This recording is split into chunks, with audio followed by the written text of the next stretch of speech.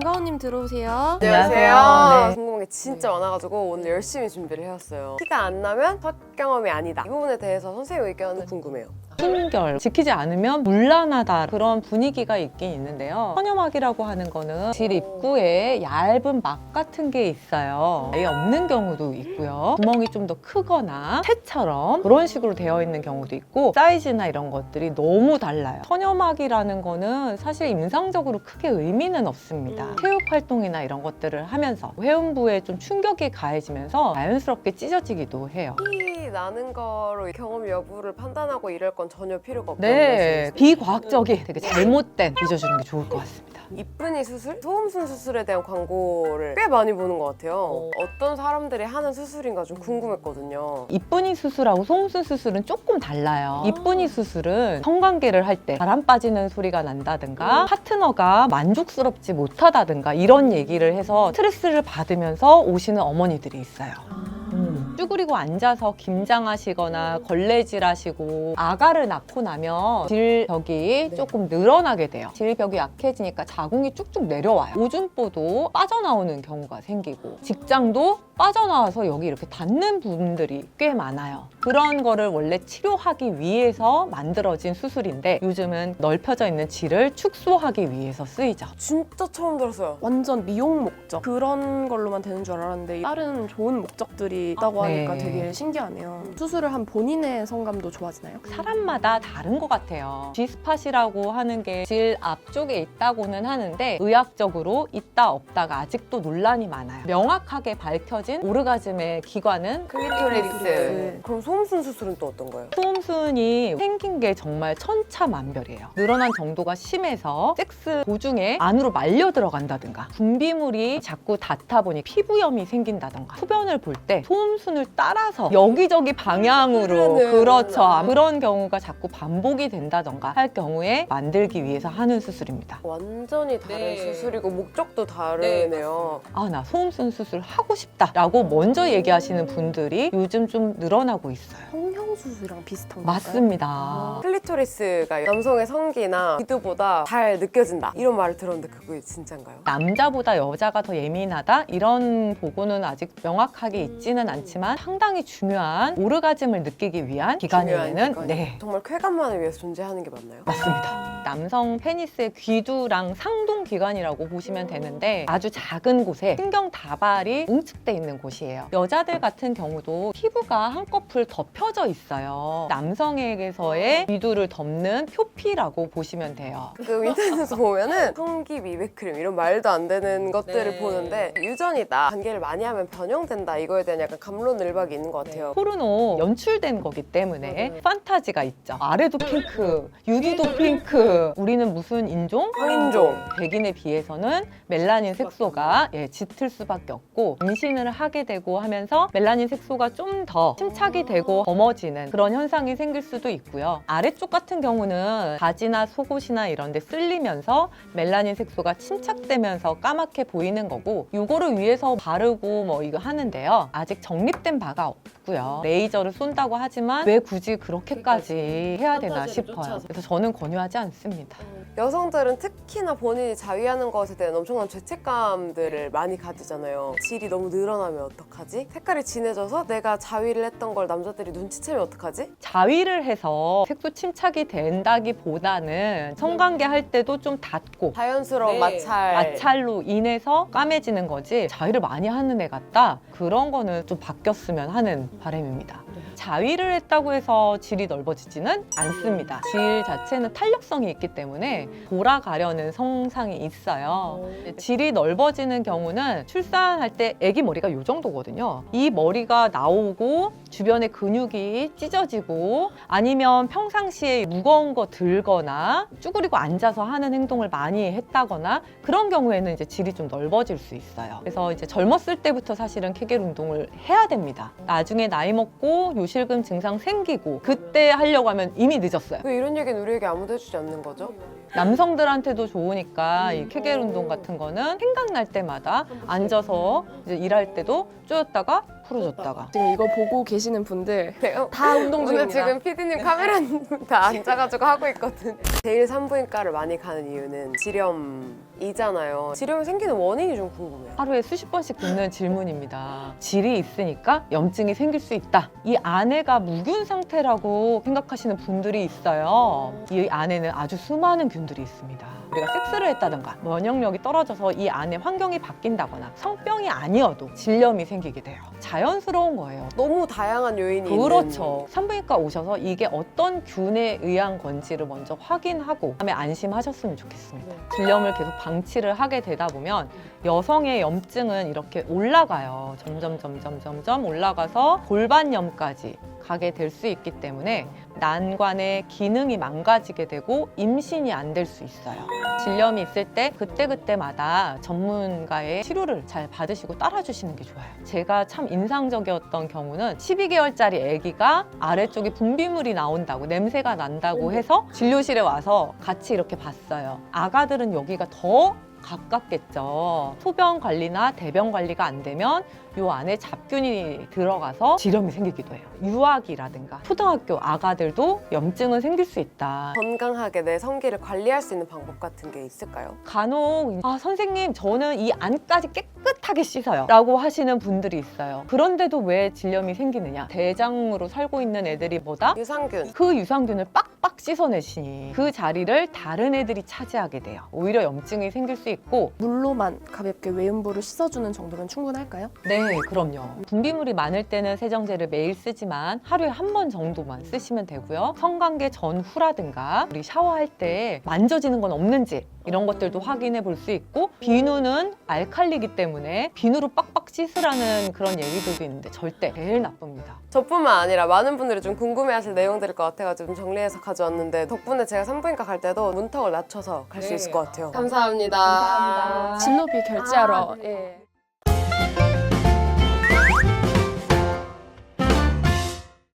사실 저도 질문이 조금 있는데. 네네, 잠깐요, 해야 될까요? 네. 요새 그 뉴스나 기사 같은 거를 보면은 난임률이 되게 높다고 하잖아요. 원인이 어떤 것들이 있을까요? 점점 사회생활이 팍팍해지는 서구적인 그런 생활 습관으로 비만 이런 것들이 점점 난임 인구를 늘리고 있다고 보이고요. 대표적인 거는 혼인하는 시기가 늦어진다라는 게 제일 문제일 거예요. 여성은 난소를 가지고 있는 상태에서 태어나거든요. 시간이 지나면서 점점 노화가 되게 되는데 만 35세 이상부터는 고위험 산모로 보고 있는데 아이의 다운 증후군도 올라갈 확률도 높고요. 후퇴 능력도 점점 떨어지게 돼요. 그러면은 생물학적으로 임신에 적합한 나이가 있을까요? 10대에서 임신은 절대 도움이 되지 않고요. 임신성 고혈압이라든가 여러 가지 문제가 생길 수 있고, 또 20대부터 30대 초반까지가 난자도 건강하고 남성 역시도 건강한, 남성의 나이도 영향을 미치나요? 남성의 나이도 영향을 미치는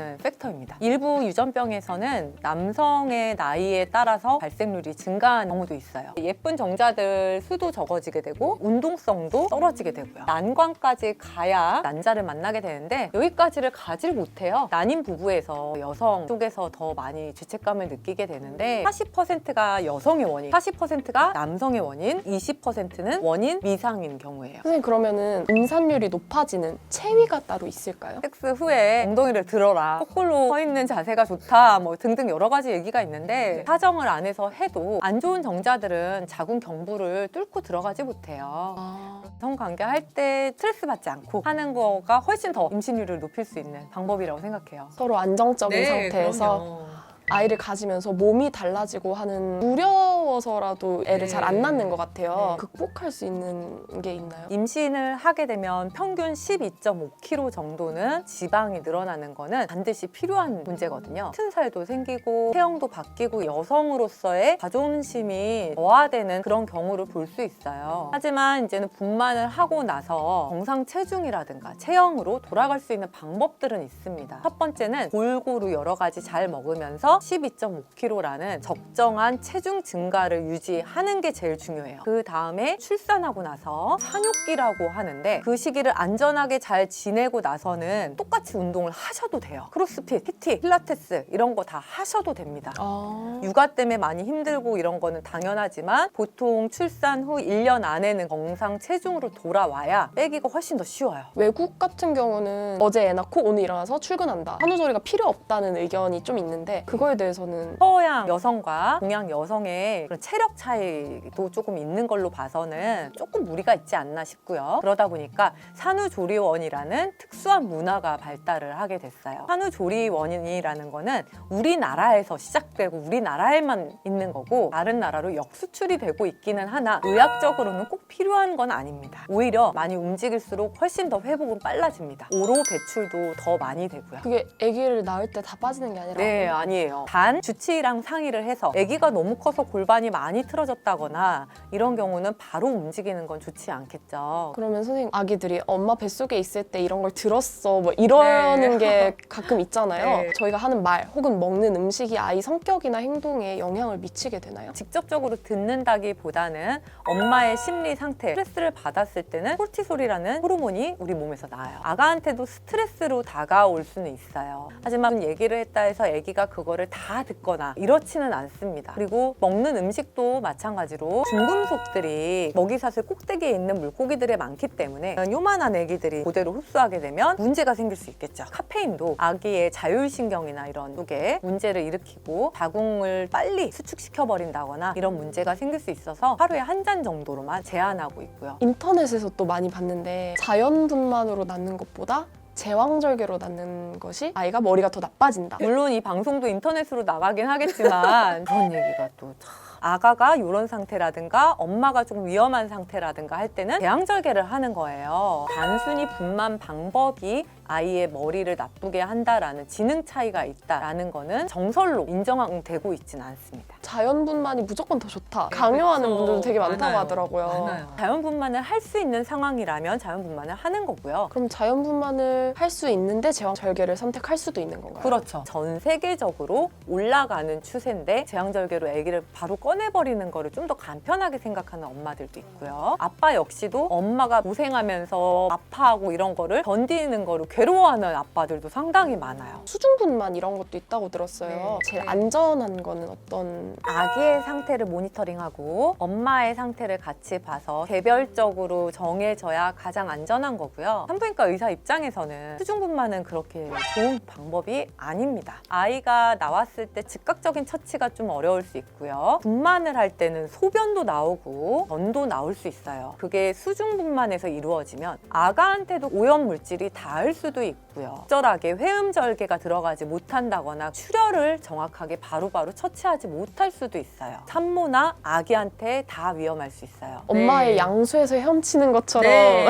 하지만 실제 분만 과정이라든가 그런 의학적 처치는 치열한 전쟁터고 분만은 절대로 마냥 자연스러운 현상이다라고 하기에는 좀 무리가 있어요. 취업 첫날이라서 네. 궁금한 게 많았는데 역시나 몰랐던 정보가 너무 많네요. 저도 되게 사명감을 갖고 네. 오늘 하루 일해보겠습니다. 네, 알겠습니다. 다시 자리로? 네.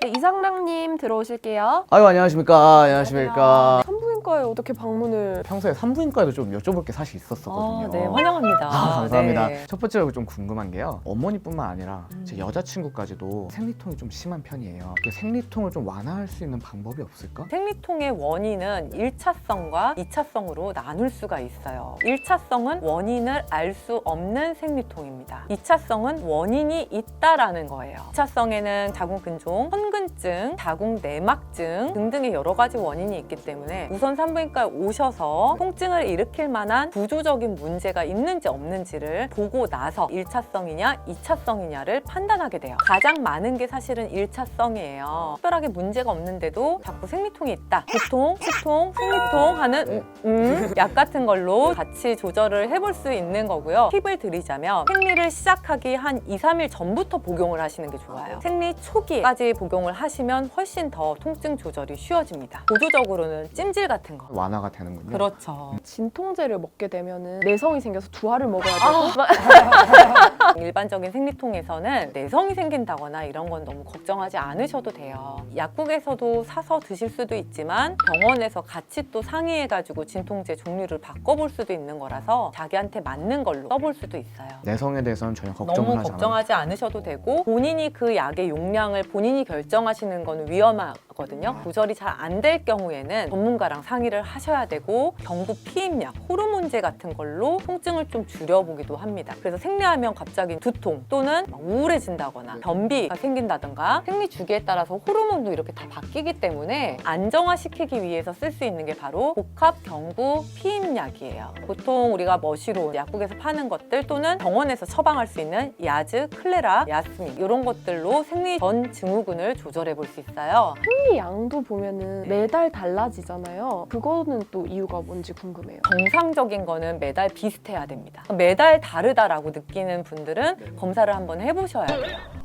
가장 흔한 원인은 다낭성 난소 증후군에서 그런 경우가 생길 수 있어요. 우선 여러 가지 원인이 있다고 보는데 머리, 뇌하수체, 난소까지의 시그널에 어떤 문제가 생겨서 배란을 잘 못하게 만들어주는, 그러다 보니까 어떤 때는 생리가 많고 어떤 때는 불규칙하게 생리를 잘 안 하다가 조금씩 나오기도 하고, 또는 그런 문제 이외에 점점 내가 나이가 먹는데 생리량이 너무 적다 하시는 분들도 있어요. 난소의 기능이 너무 노화돼서일 수도 있기 때문에 난소 나이를 측정하는 AMH 검사를 하셔야 됩니다. 저희 어머니가 폐경기가 이제 좀 오고 계신데 좀 아들 된 도리로서 제가 뭘 할 수 있을지? 우선 엄마를 따뜻하게 안아주세요.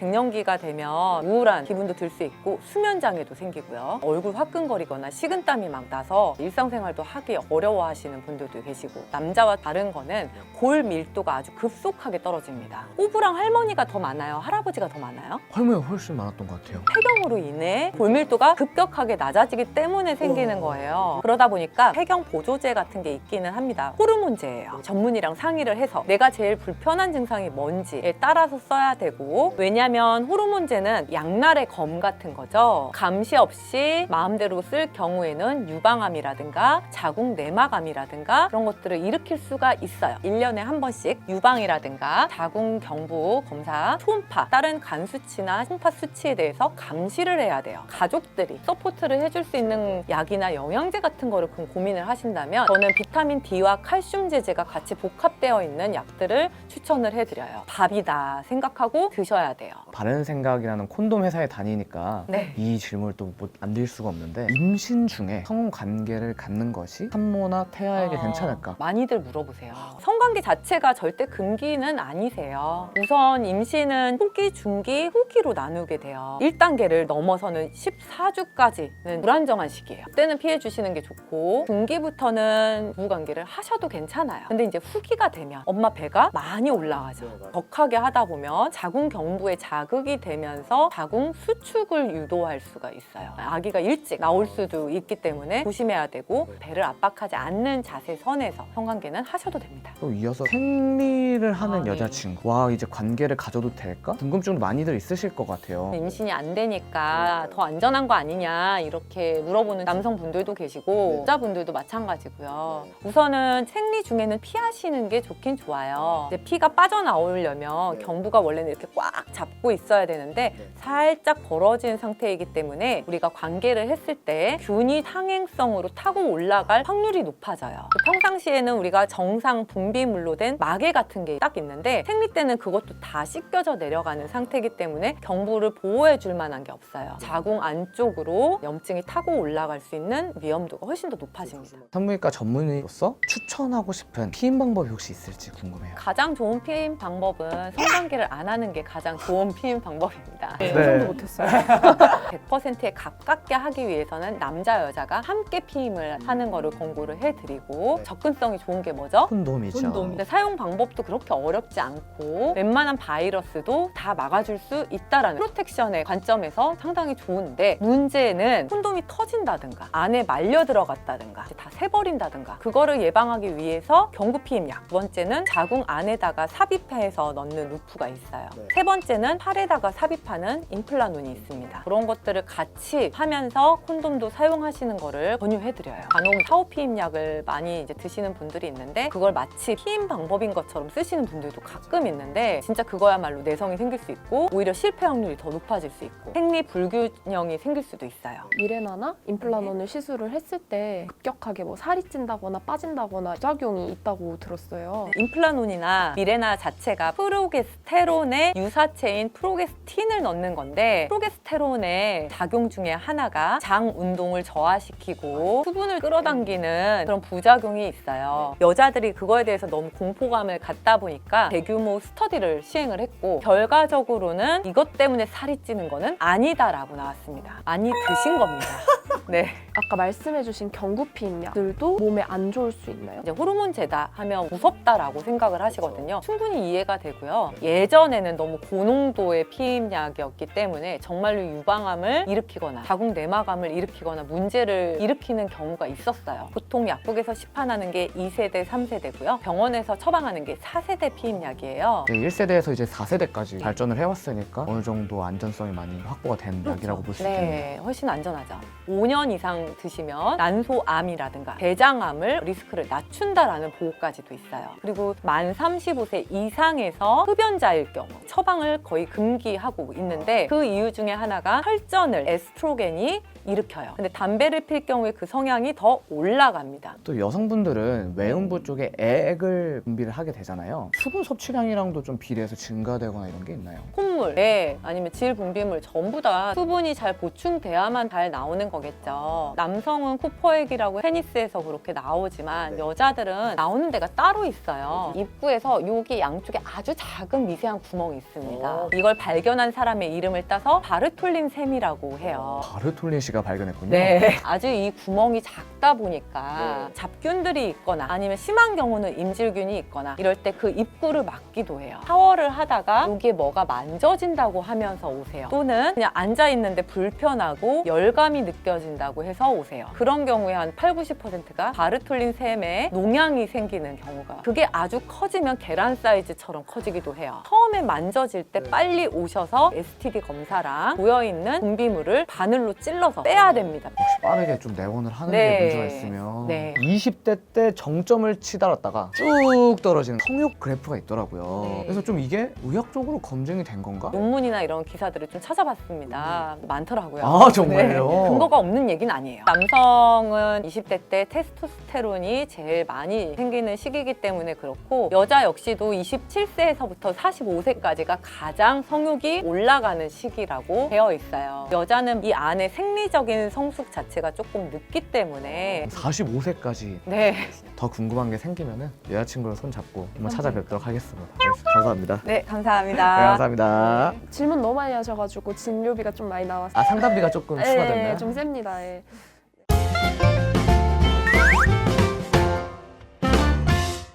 역사님 들어오세요. 안녕하세요. 이분 제가 어디서 되게 많이 뵌 분인 것 같아요. 유럽 성문화 했을 때 한번 출연했었어요. 저도 유럽편 되게 재밌게 봤어요. 오늘은 좀 어떤 게 불편해서 혹시? 첫 번째 질문은 성 관련된 상담도 하시나요? 네, 그럼요. 나라에서 구체적인 수가라든가 시간이 배정되어 있지는 않습니다. 하지만 허심탄회하게 상의를 할 때가 환자들한테는 결국엔 산부인과더라고요. 그래서 환자분들 궁금점이 있거나 그럴 때는 진료실에서 시간을 할애를 하기도 해요. 그리고 궁금했었던 게 어떻게 올바르게 자위를 할 수 있는지. 자위를 통해서 내 몸이 어디가 예민하고 어디를 만져주는 게 훨씬 더 좋고 어떤 부분이 만족감이 있는지를 탐색해가는 과정이라면 안전하고 좋은 방법이라고 생각을 해요. 항상 자위를 할 때는 확실하게 좀 나를 보호할 수 있는 공간에서 부모님 너 뭐하니? 이런 것들은 조금 피해야 하고, 제일 우선되는 거는 청결이겠죠. 여자 생식기는 항문이라든가 소변 보는 데가 또 가깝기 때문에 잡균 같은 게 자위를 하다가 들어갈 수도 있고요. 저 같은 경우는 환자들한테 얘기를 해줄 수 있을지 성인용품 샵 같은 데도 한번 들어가서 보기도 하고 그러거든요. 처음에 입문을 하게 된다면 바이브레이터 정도로 압력을 너무 세게 누르지 않은 상태에서 클리토리스 주변에서는 바이브레이터를 사용하는 것을 권유해드리고, 진행도를 나가보고 싶다 할 경우에는 삽입형 중에서도 여러 가지가 나와 있으니까 그거를 이제 각각에 맞춰가지고 시도를 하시는 게 좋아요. 서로 어떻게 어떻게 정보를 주고받고 어떤 네트워크가 이루어지고 있는지 좀 궁금해요. 자연스럽게 얘기 나왔어요. 자위 안 하면 성관계 만족을 못 한다. 자위를 해야 너가 뭐가 좋을지 알 수가 있어서 다 하는 거구나. 남녀가 같이 이렇게 제 진료실에 왔을 때 자위에 대해서 긍정적인 효과를 얘기를 많이 해요. 여자가 먼저 내 몸에 어디가 좋은지를 알아야 남자한테도 요구를 할 수 있어야 된다는 거죠. 그리고 남자도 여자가 만족하면 본인도 자존감이라든가 자신감도 훨씬 더 올라갈 수 있고요. 남자친구가 기구를 사용하던가 뭐 어떻게 해서 그냥 너는 편하게 있어. 이런 방법도 나쁘지 않아요. 내 네. 남자니까 안심감도 생기고 좀 오래된 사이거나 네, 맞아요. 그렇죠. 믿음이 충분히 믿음이 있는. 충분히 있는 사이. 그리고 궁금한 게 있었는데 네.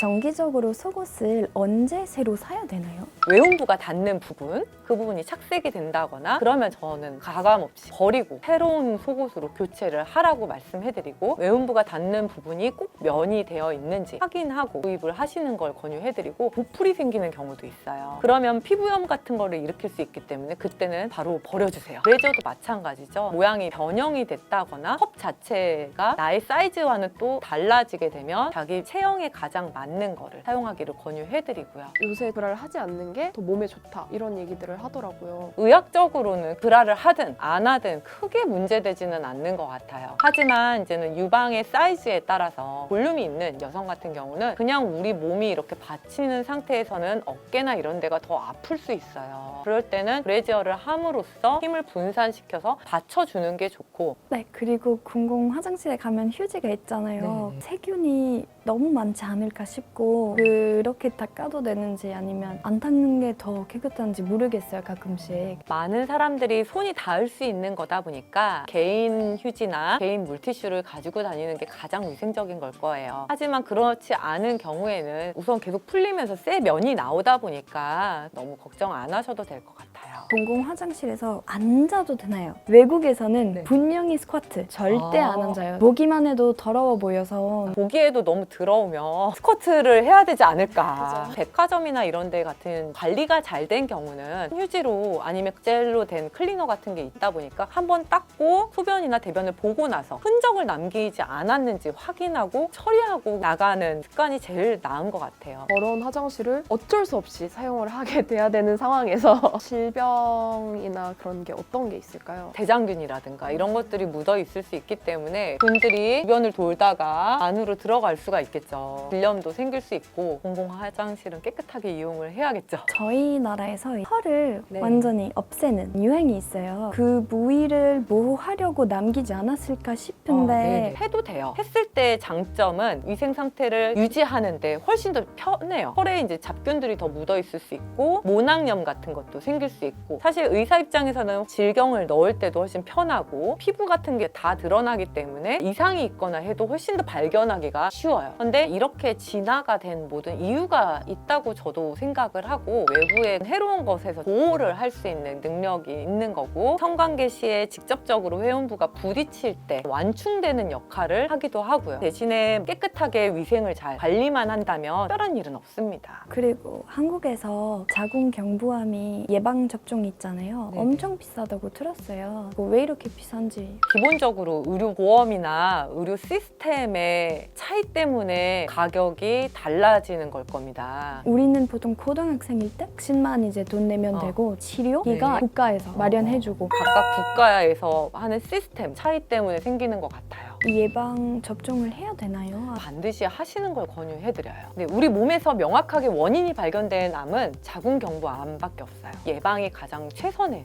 방침입니다. 프랑스나 그런 미국과는 좀 달리 대한민국과 중국의 남쪽 지역은 이 인유두종 바이러스 16번, 18번 뿐만이 아니라 그 뒤에 번호들, 안 좋은 쪽으로 세포가 변화시키는 고등급 상피세포 변화 더 많이 기여를 하고 있어요. 뒤에 번호를 커버하고 예방할 수 있는 거는 가다실 9밖에 없어요. 그러다 보니까 만약에 내가 고위험군에 걸려서 자궁경부를 잘라내는 수술을 한다던가 진짜로 자궁을 드러내야 되는 상황이 생긴다 하신다던가 이런 거를 할 바에는 돈이 들더라도 나인까지 다 접종을 하시는 게 가장 낫지 않을까 싶어요. 나인 그거 저도 맞아야겠네요. 첫 번째 성관계를 한 다음에 예방접종은 그 전에 안 했으면 이제 소용이 없어진다. 이런 말이 있어요. 그래도 맞으셔야 돼요. 가장 좋은 거는 성관계에 노출되게 한 적어도 2년 전에 모든 접종을 완료하는 게 가장 좋지만 성관계를 했다 해서 무조건 내가 인유두종 바이러스에 바로 감염이 되는 게 아닐 수도 있어요. 설사 감염이 되었다고 하더라도 하나나 2개 정도 감염이 된 거일 수도 있고 자궁경부암으로 만드는 바이러스 전부에는 아직 감염이 안 된 상태가 대부분이니까 성관계 경험이 있더라도 최대한 빨리 접종을 하시는 게 맞고 단지 성관계 전에 모든 접종을 완료한 친구들보다는 좀 더 효과가 떨어질 수 있죠. 아예 예방을 안 하는 것보다는 맞는 게 낫다. 상담 잘해주셔서 감사합니다. 유럽 이야기도 또 듣고 유익했던 시간인 것 같아요. 네, 감사합니다. 네, 감사합니다. 이쪽으로 나가실게요. 짧은 시간 동안 진료실에서 하고 싶었던 이야기들을 농축해서 답변을 해드렸는데 각각의 더 깊숙한 이야기들은 진료실에서 나눌 수 있었으면 좋겠고요. 안 좋은 적색 신호 꼭 명시하시고 그런 증상들이 있을 때는 주저하지 마시고 병원 문을 두드려 주세요. 잊지 말아야 될 아주 중요한 거 구독과 좋아요 꼭 눌러주세요. 감사합니다.